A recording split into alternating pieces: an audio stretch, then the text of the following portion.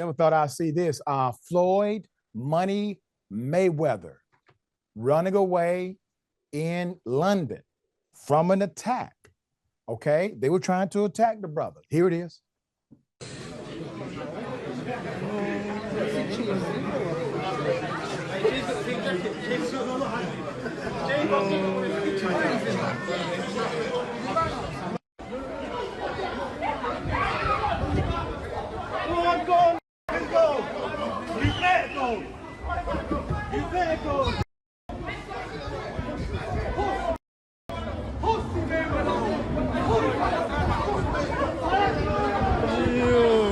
These man doing that, man. Oh, man. Oh, man.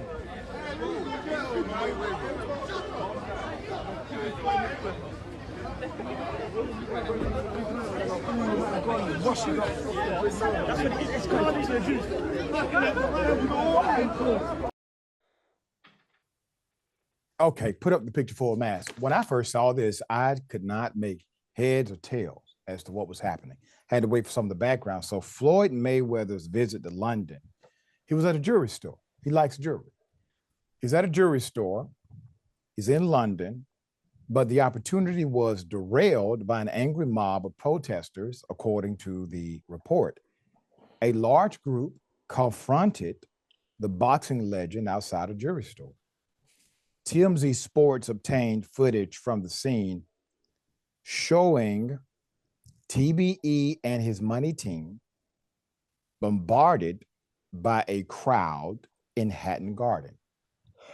A rep for Mayweather says the confrontation was sparked by his support for Israel, which has been documented by his many charitable efforts for the Israel Defense Forces and those affected by the October 7th attack. So, before I continue, Floyd is well within his right to have his own opinion about things. His opinion is misguided, obviously.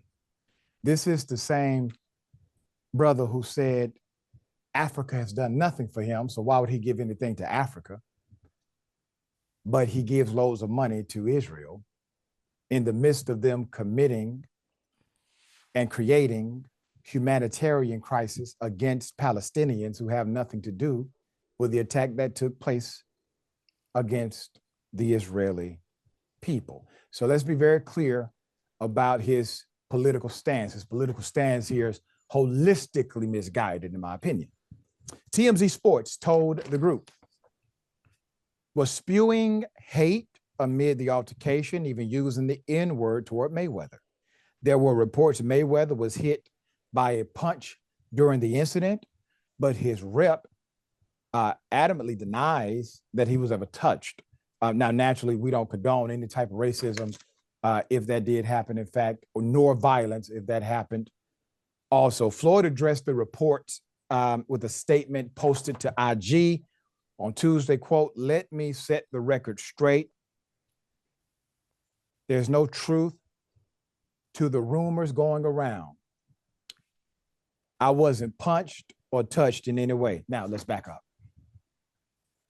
Out of everything that happened, what's the most important thing for Floyd Mayweather to address? If somebody punched him or not.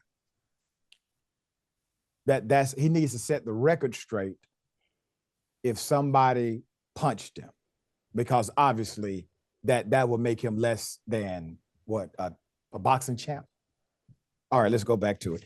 Let's set the record straight. There's no truth to the rumor going around. I wasn't punched or touched in any way. What you're seeing is just my security doing their job to keep things under control. Quote, "I was in the UK for a quick 48-hour stop to do some shopping. And unfortunately, people let jealousy and negativity fuel false stories." He continued, "I'm perfectly fine. And there's nothing more to it." The dust up comes just days after Mayweather announced the Mayweather Israel Initiative aimed at offering support to orphans. TMZ Sports told the protesters tried to intimidate Mayweather and his crew, but their attempts were unsuccessful. Ultimately, as the video shows, Mayweather and his security were able to bolt from the scene before more chaos unfolded. Mayweather has been one of the most ardent supporters of Israel, the Israeli cause, even packing his private jet with supplies and flying it into Tel Aviv earlier this year. There have been reports of a rise in anti-Semitism in the area, with the BBC reporting there were nearly 2,000 anti-Jewish hate incidents in the UK in the first 6 months of 2024, with more than half occurring in the London area. Meanwhile, Tell Mama, which describes itself as a leading agency on monitoring anti-Muslim hate crime, said slightly over half of the incidents in the past 4 months were cases of hate speech on social media. Tell Mama has documented 2010 Islamophobic incidents between October 7th and February 7th, a steep rise from the 600 it recorded for the same period the year previously. It is the largest number over 4 months since the charity began in 2011. Anti-Muslim and anti-Semitic attacks have surged in the UK following the Israel-Gaza conflict. Okay, all right. Clearly, what Floyd Mayweather is doing, the way he's doing it, has definitely created an emotional response, legitimately so. You can't really compare a military outfit and then citizens trying to survive. They're not committing combat. These are men, women, and children who are not military trained nor military attuned. They're not trying to engage in combat. They are simply trying to live. They are not a military outfit. I'm not sure if Floyd Mayweather knows all of the details and intricacies involved, but this is not a war against the Palestinians.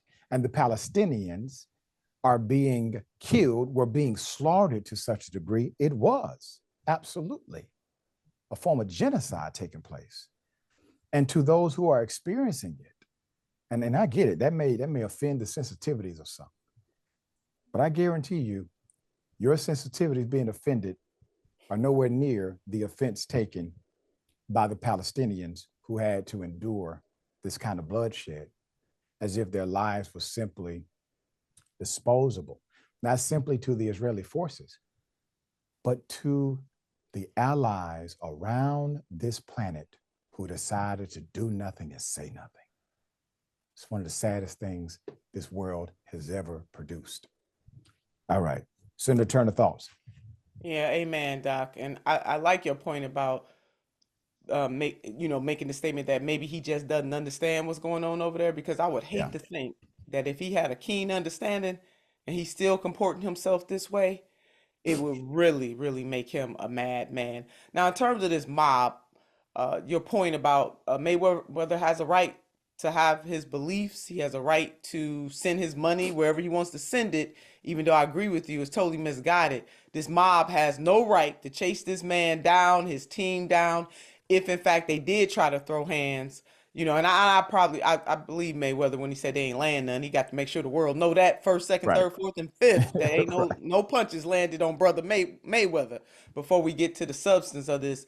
But the mob had no right to do that. And if these people who call themselves standing up against hate had the pure unadulterated gall to lob the N-word at the champ, no, y'all, it's a bridge too far, Doc. So you see this, like you can't, both of those things is incongruent.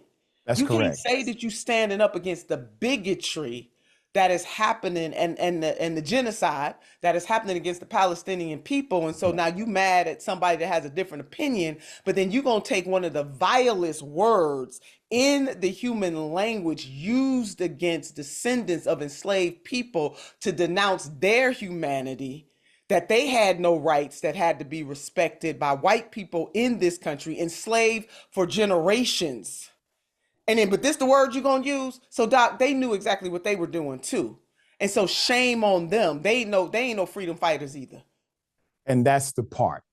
That's the part. And we've talked about this one, Indisputable. You cannot, as Dr. King said, you cannot become the darkness you seek to eradicate. Come on. You have to create a barrier between light and darkness. There's a reason why you are anchoring light into a situation and are against the darkness being provided, because your character, your being, the essence that makes you you is different from what makes them them.